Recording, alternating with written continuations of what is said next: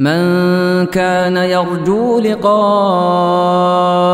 الله فإن أجل الله لآت وهو السميع العليم ومن جاهد فإنما يجاهد لنفسه إن الله لغني عن العالمين. بسم الله الرحمن الرحيم. الحمد لله رب العالمين والصلاة والسلام على المبعوث رحمة للعالمين نبينا محمد وعلى آله وصحبه ومن تبعهم بإحسان إلى يوم الدين أما بعد. Begini pertemuan yang ke-12 dari pembahasan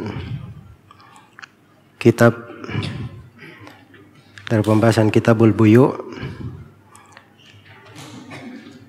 dari Kitab Bulughul Maram min Adillatil Ahkam karya Al-Hafidh Ibnu Hajar Al-Asqalani rahimahullahu ta'ala.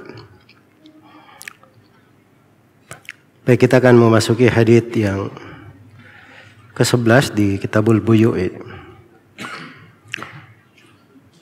Kata penulis rahimahullahu ta'ala, An Ibnu Umar radhiyallahu anhuma annahu qala naha Umaru an bai'i ummahatil aulad faqala la tuba'u wa la tuhabu wa la turathu yastamti'u biha ma bada lahu fa idza mata fa hiya hurrah rawahu Malikun wal Baihaqi wa qala rafa'ahu ba'dhu ruwah fa huwa him. Dari Ibnu Umar radhiyallahu anhuma, beliau berkata bahwa Umar bin Al-Khattab radhiyallahu anhu melarang dari menjual ibu-ibu dari anak tuan budak. Dan beliau berkata, la tuba'u, jangan dijual, wala tuhabu, jangan pula dihibahkan, diberikan, wala turathu, dan jangan pula diwariskan. Yastamti'u biha ma badalahu, dia boleh mengambil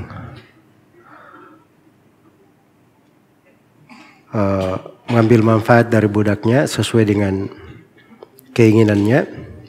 Fa idza mata fa hiya hurra, kalau si tuan ini meninggal, maka ibu dari anak-anak tuannya adalah merdeka, atau budak yang merupakan ibu dari anak-anak tuannya adalah merdeka. Rawahu Malik, diriwayatkan oleh Imam Malik, wal Baihaqi, dan Imam Al-Baihaqi.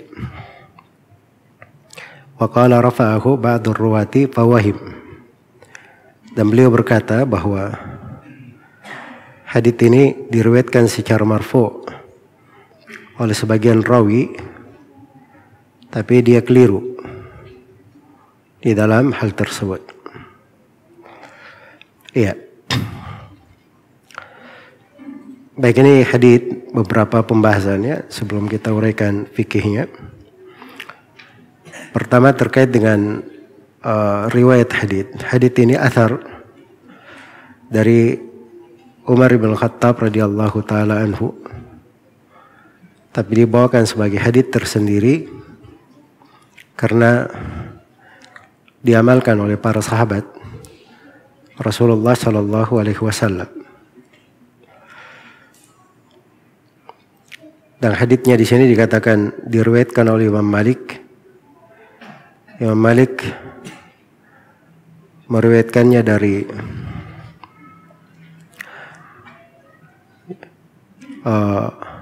jalur Nafi' dari Ibnu Umar, dan Al-Baihaqi meriwayatkannya dari jalur Sulaiman bin Bilal dari Abdullah bin Dinar dari Abdullah bin Umar radhiyallahu anhuma. Baik. Adapun apa yang disebut oleh Al-Baihaqi, riwayat yang mengatakan marfu itu adalah wahim, adalah keliru. Dan Al-Baihaqi telah didahului oleh Abul Hasan Ad-Daraqutni, di mana beliau mengatakan bahwa riwayatnya secara mauquf itulah yang benar. Itu as-shawab. Maksudnya kalau beliau katakan huwa as-shawab, riwayat yang lainnya keliru. Itu istilah ya di kalangan para ulama ahli hadits. Baik. Kemudian hadits yang kedua dikatakan di sini wa Jabirin radhiyallahu anhuma, dari Jabir radhiyallahu anhuma. Jabir radhiyallahu anhuma, Jabir bin Abdullah bin Amr bin Haram. Beliau dan ayahnya dua-duanya sahabat. Dan ayah beliau Abdullah bin Amr bin Haram itu lebih banyak keutamaannya daripada Jabir. Karena ayah beliau meninggal dalam keadaan mati syahid. Rohnya dilihat oleh Nabi, diangkat oleh para malaikat, dan disebutkan berbagai keutamaan terkait dengan ayah beliau. Jadi Jabir radhiyallahu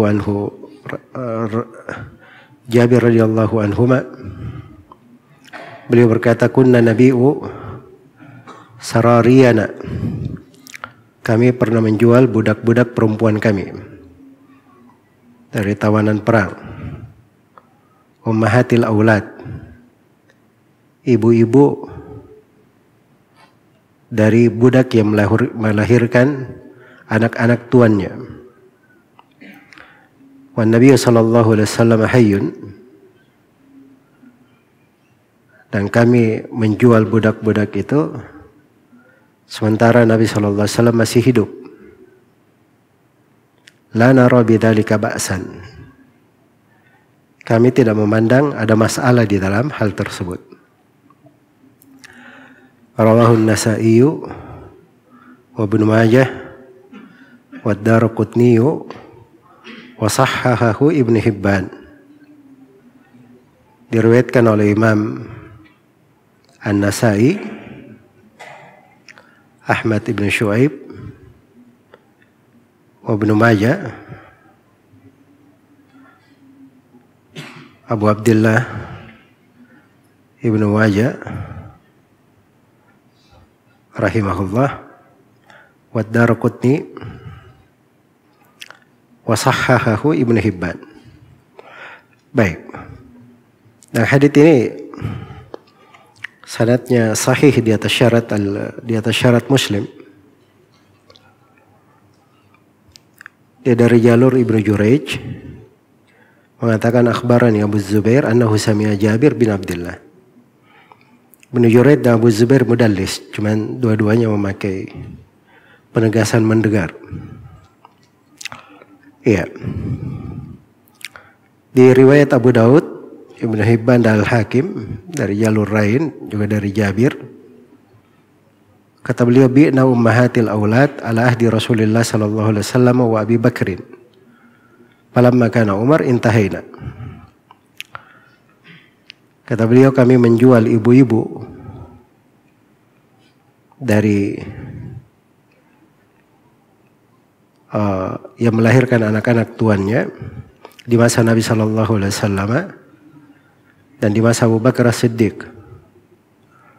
Begitu masuk di masa Umar bin Khattab radhiyallahu taala anhu, kami berhenti dari hal tersebut.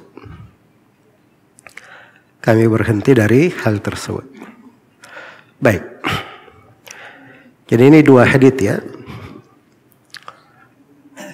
Sama di dalam makna. Dan ini hadits penjelasan tentang hukum menjual ummul walad. Ummul walad itu di istilah budak-budak itu adalah budak perempuan yang melahirkan anak tuannya. Dari hal yang dimaklumi, dan ini ada di semua syariat, ada di agama Yahudi, ada di agama Nasara, ada juga di agama Islam, bahwa budak perempuan dari tawanan perang, apabila sudah dimiliki oleh seseorang, maka orang itu menjadi tuannya. Dan tuannya ini boleh untuk menggauli budaknya, sama dengan istrinya. Boleh untuk dihalalkan untuknya. Begitu masuk di masa Islam, syariat ini juga disetujui dan diberlakukan. Karena itu dikatakan dalam Al-Quran tentang sifat orang yang beriman, وَالَّذِينَ هُمْ لِفُرُوجِهِمْ حَافِظُونَ إِلَّا عَلَى أَزْوَاجِهِمْ أَوْ مَا مَلَكَتْ أَيْمَانُهُمْ فَإِنَّهُمْ غَيْرُ مَلُومِينَ. Orang-orang yang beriman itu adalah orang-orang yang menjaga kemaluannya, kecuali terhadap istri-istri mereka. Satu, itu dihalalkan. Yang kedua, atau terhadap budak-budak yang mereka miliki. Itu tidak dicela. Jelas ya? Tapi dari keindahan syariat Islam, dikasih bab khusus dalam fikih, disebut dengan nama bab pembebasan budak. Jadi babnya itu pendekatannya bukan di bab perbudakannya, tapi diberi judul Babul Itq. Bab tentang apa? Pembebasan budak. Sebab dari syariat yang agung itu dijadikan pembebasan budak ketaatan-ketaatan besar. Di dalam kafarah sumpah, di dalam kafarah membunuh, di dalam kafarah bihar,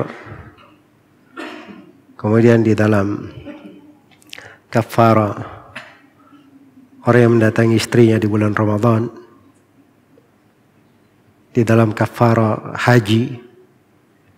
Jadi pada jenis-jenis kafarah, salah satu syariat yang paling dianjurkan adalah membebaskan budak.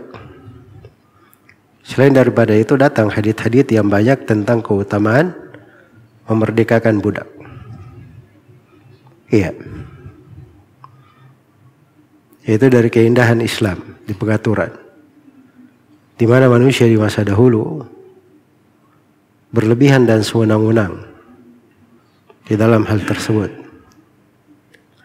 Terjadi kezaliman dalam memerangi manusia tanpa hak, merampas dari harta istri-istri, anak-anak manusia, dan tidak ada batasan di dalam hal tersebut, tidak ada rahmat. Iya. Maka datang Islam ini diberi aturan yang bagus. Yang perbudakan itu bagian dari aturan agama, karena di dalamnya terdapat maslahat-maslahat yang menghidupkan manusia. Nah, ini pembahasan panjang ya, cuman banyak orang-orang yang tidak paham. Jadi kalau antum sudah tahu bahwa perbudakan itu adalah hal yang disyariatkan, maksud saya syariat yang ada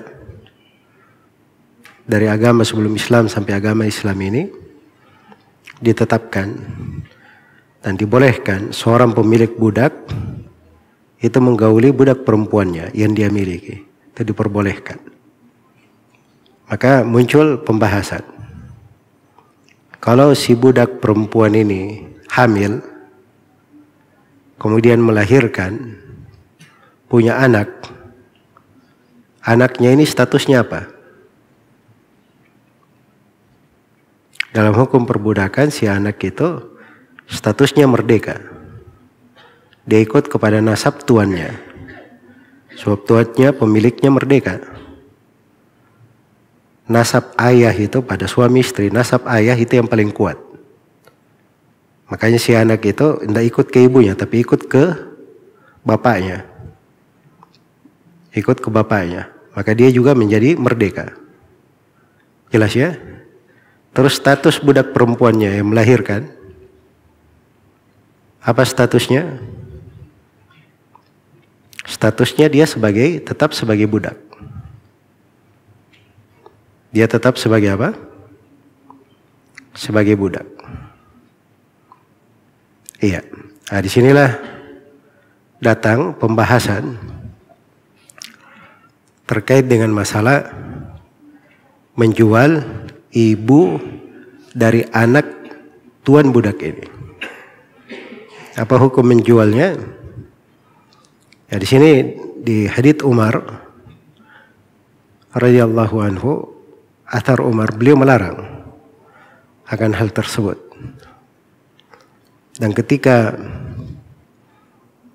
beliau mengumumkan itu, maka semua sahabat radhiyallahu anhum menyetujui Umar dan berhenti dari hal tersebut. Iya. Karena itulah sebagian ulama mengatakan bahwa terjadi kesepakatan akan hal tersebut. Tapi ini kesepakatan kayaknya perlu ditinjau kembali ya. Perlu ditinjau kembali. Sebab silam pendapat tetap ada. Dan Ali bin Abi Thalib radhiyallahu taala anhu, ketika Umar mengumumkan bahwa tidak boleh menjual ibu yang merupakan budak yang merupakan ibu dari anak-anak tuannya, Ummu Walad itu, maka Ali mendatangi Umar bin Khattab. Lalu Ali berkata, itu boleh dijual. Kata Umar, tidak boleh. Terus Umar menjelaskan sampai Ali bin Abi Thalib menerimanya. Kemudian Ali bin Abi Thalib sendiri, kalau berhukum di pengadilan, beliau sebagai hakim, beliau putuskan bahwa tidak boleh dijual. Begitu masuk di masa pemerintahan Ali bin Abi Thalib sendiri, maka Ali bin Abi Thalib berpendapat bahwa boleh untuk dijual. Maka Abidah As-Salmani, salah seorang imam tabi'in dari murid-murid sahabat, termasuk murid Ali bin Abi Thalib radhiyallahu anhu. Iya. Beliau berkata kepada Ali bin Abi Thalib bahwa pendapat engkau dan pendapat Umar kalau sama, itu lebih baik daripada pendapat engkau sendiri. Pendapat engkau sendiri berbeda dengan Umar. Maka Ali bin Abi Thalib radhiyallahu taala anhu itu tidak menjalankan pendapatnya. Tapi maksudnya ada silang pendapat begitu. Jelas ya? Maka di sini terdapat banyak dari pembahasan fikih menarik ya untuk diperhatikan. Iya. Yang pertama bahwa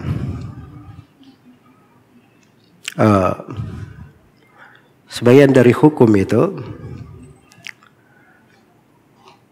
bukan murni dari pembahasan fikih.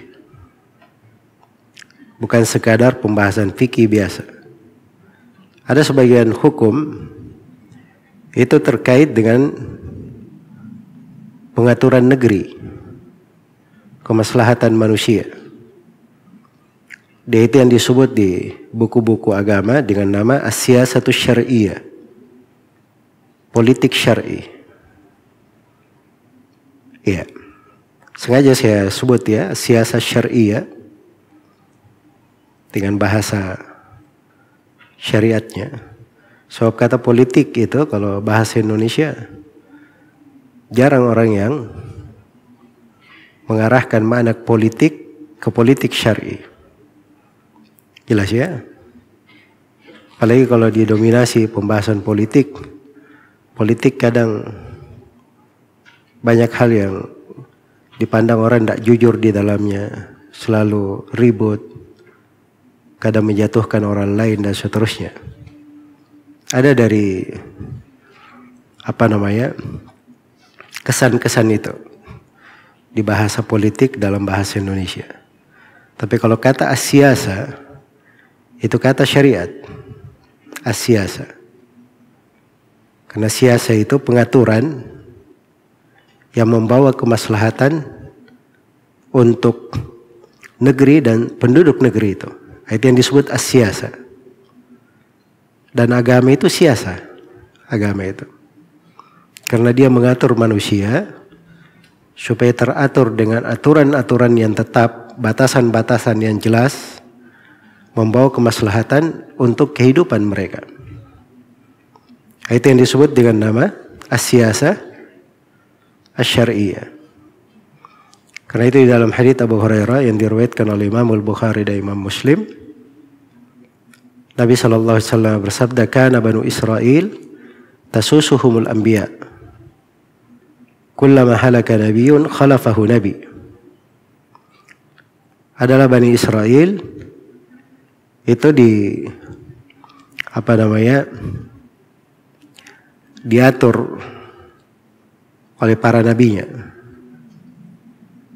disiasah oleh para nabinya. Jadi siasah mereka itu para nabi yang memegangnya. Itu Bani Israel, ada siasah para nabi, selalu mengatur mereka, dan nabi diutus untuk itu. Karena itu dikatakan kullama halaka nabiyyun khalafahu nabi. Kalau ada nabi yang wafat, meninggal, maka diganti oleh nabi yang lain. Diganti oleh nabi yang lainnya. Jadi nabi wafat ganti nabi, makanya Bani Israel banyak sekali nabinya. Dan itu pengaturan untuk menjaga kondisi Bani Israel. Makanya bab siyasa syariah itu banyak dinukil dari para nabi, para rasul. Iya, bahkan kadang sebagian surah disebutkan kisah-kisah nabi bagaimana siasah yang mereka lakukan. Seperti di surah An-Naml, siasah Nabi Sulaiman. Seperti di surah Sad, sebutkan siasah Nabi Daud alaihi salam. Itu pengaturan yang menjaga kemaslahatan rakyat namanya. Siasah ini itu dijaga dan dirawat. Sebab itu ajarannya para nabi dan para rasul yang membawa kemaslahatan untuk manusia. Karena itu sebenarnya kalau hukum asalnya tidak ada yang berbicara tentang siasah syariah kecuali para ulama, orang-orang yang berilmu. Sebab mereka yang paham akan syariat. Karena kadang kalau orang dia tidak paham syariat, dia tidak mengerti agama, kadang membuat keputusan-keputusan, pandangan dia itu bagus, tapi luput darinya banyak hal yang menjelaskan bahwa agama memandang hal itu tidak baik, bertentangan dengan apa yang dia pandang. Iya. Karena itu di masa dahulu orang-orang yang menjadi pemimpin itu mengumpulkan antara dua sifat. Sifat kepemimpinan dan sifat keilmuan. Jadi dua. Karena itu dilihat di masa Khulafaur Rasyidin, kemudian datang setelahnya beberapa sahabat yang menjadi pemimpin, itu mengumpulkan dua hal. Kepiawaian di dalam kepemimpinan dan kedalaman di dalam agama. Nah, kalau dua hal ini terpenuhi, maka itu yang menjaga kebaikan di sebuah negeri. Itu yang menjaga kebaikan di sebuah negeri. Kemudian datang masa-masa pemerintahan setelah itu. Kadang sebagian pemerintahnya kurang dalam sudut ilmu agama. Tapi dia bagus. Dihadirkan orang-orang di sekitarnya, para penasihatnya, orang-orang yang berilmu. Sehingga menjadi apa? Menjadi seimbang. Iya. Karena itu lihat di kisah pemerintahan di dalam sejarah Islam, kapan ada masa pemerintahan yang tenang, damai, dan sangat bagus sekali, berarti itu mengumpulkan antara dua hal. Mengumpulkan antara dua hal. Dan ini sifat harusnya dipahami. Iya. Karena kepemimpinan itu kadang tidak ada pada seorang alim. Dia seorang alim berilmu. Bagus sekali dalam ilmu. Tapi nasib tidak punya karakter kepemimpinan. Maka itu sudut kekurangan. Tapi ada seorang pemimpin, nampak sifat-sifat kepemimpinan. Tapi begitu dia kurang dari ilmu, maka itu juga akan menjadi masalah. Jadi harus seimbang antara dua hal ini. Itu dua sifat. Iya. Makanya antum lihat ya di para sahabat itu fikihnya mendalam kalau melihat sesuatu. Jadi Ali bin Abi Thalib di masa pemerintahan beliau, wah ini pemerintahan saya berhak menjalankan pendapat saya. Tapi diberi usul oleh Abidah, hal yang sangat masuk akal dan diterima oleh Ali bin Abi Thalib. Bahwa kalau hal tersebut adalah pendapat Umar dan pendapat beliau, itu lebih kuat daripada pendapat Ali bin Abi Thalib sendiri. Jelas ya?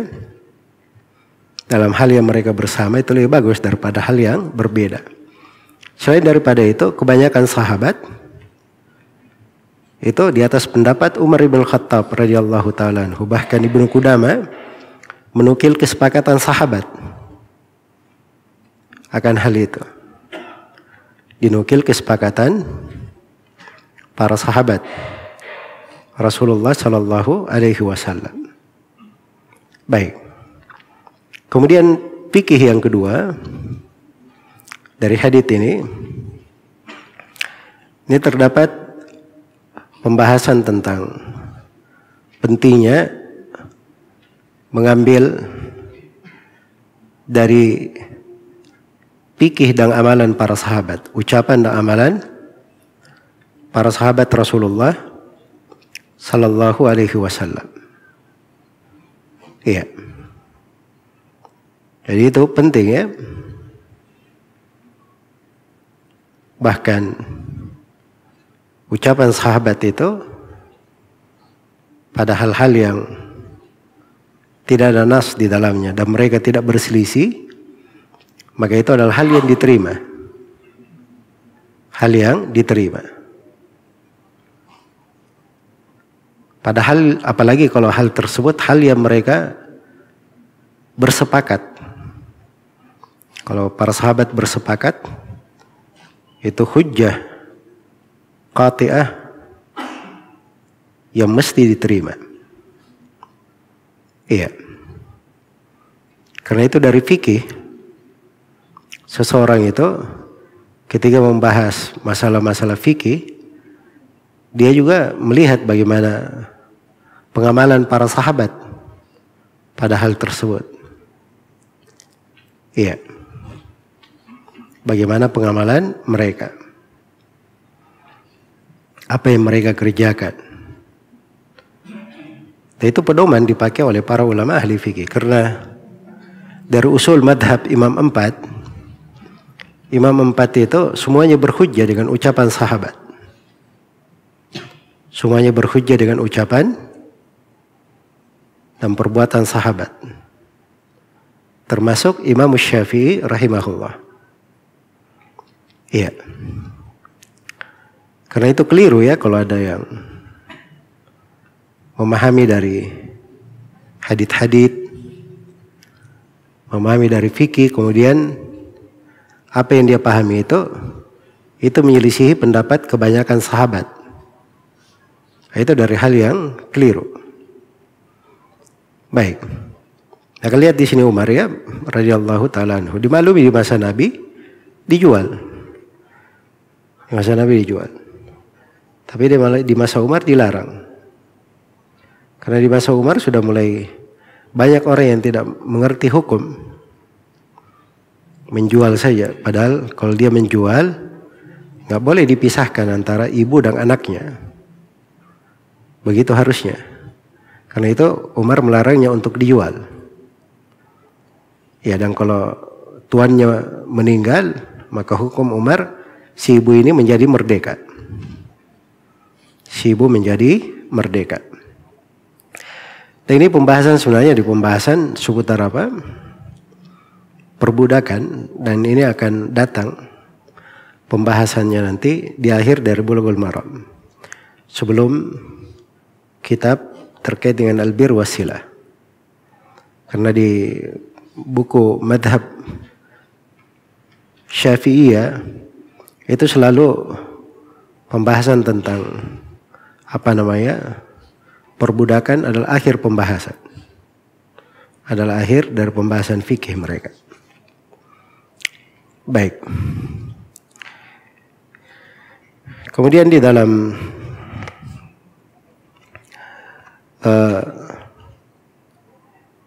hadits ini terdapat bahwa sunnah dari atau apa yang dijalani oleh para khulafa ar-rasyidin, apalagi itu pada amalan yang mereka lakukan di depan umum, tidak ada yang menyelisihinya, maka itu adalah hal yang diterima. Hal yang diterima. Kemudian dari sini juga kita mengambil pelajaran tentang fikih para sahabat. Ya, sahabat itu para fuqaha, ahli-ahli fikih. Mereka itu memahami pendalilan dari Al-Quran dan Sunnah dan memahami fikih pendalilan. Dia paham Al-Quran dan Sunnah apa maknanya. Dan lebih daripada itu, mereka juga mengerti maksud dari Al-Quran dan As-Sunnah itu. Karena itu mereka bisa menempatkannya sesuai dengan kondisi dan keadaan. Iya. Dan terdapat di dalam hadits ini keindahan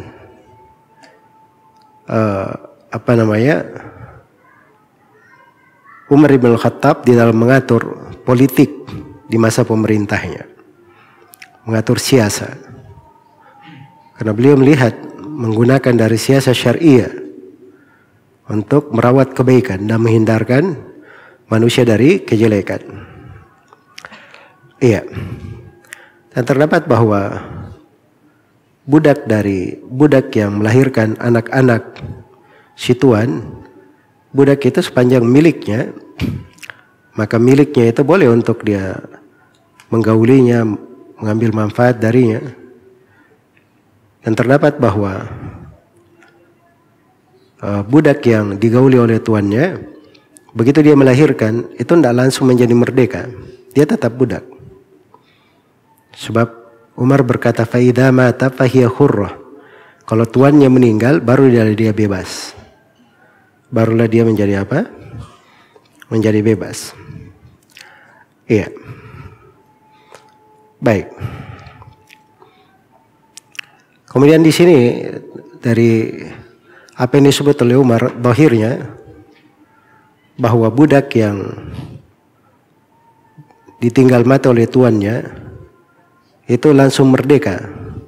Tidak ada hubungannya dengan warisan. Tidak ada hubungannya dari sepertiga maupun yang lainnya. Tapi langsung merdeka dari pokok harta.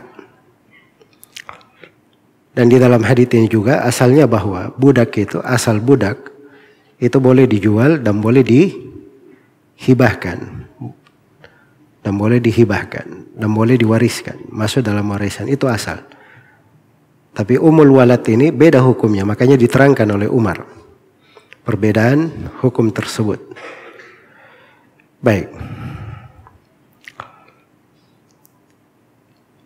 Kemudian di hadits Jabir, ini penjelasan tentang hukum yang pernah berjalan ya di masa Nabi Shallallahu Alaihi Wasallam. Ya, tapi hukum itu dipahami oleh para sahabat bahwa hukum tersebut diinginkan makna tertentu.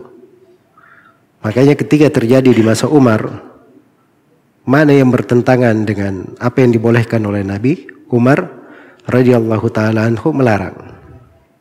Inilah yang dibahasakan oleh ahli fikih bahwa hukum itu kadang dia berubah mengikut kepada masa dan kondisi.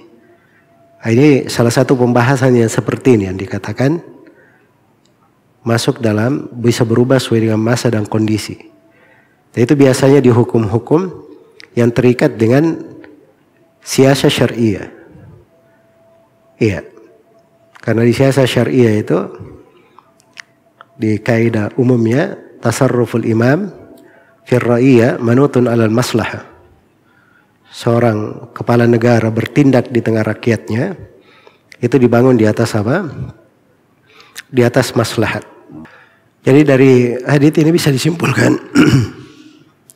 bahwa menjual budak itu dulu boleh di masa Nabi Shallallahu Alaihi Wasallam, kemudian dilarang di masa Umar Ibn Khattab radhiyallahu taala anhu. Dan larangan ini ada maknanya. Karena itu pada hal yang terkait dengan apa yang dilarang itu diamalkan. Kalau misalnya ada makna semisal dengan makna pembolehan di masa Nabi Shallallahu Alaihi Wasallam, maka itu juga pendapat kuat ya, boleh untuk diamalkan. Baik. Dan ini hal-hal yang seperti ini kadang apalagi sekarang ada yang namanya perbudakan. Kemudian banyak hal yang terkait dengan hukum-hukum seperti ini itu ranahnya di pengadilan di dalam memutuskannya. Ya.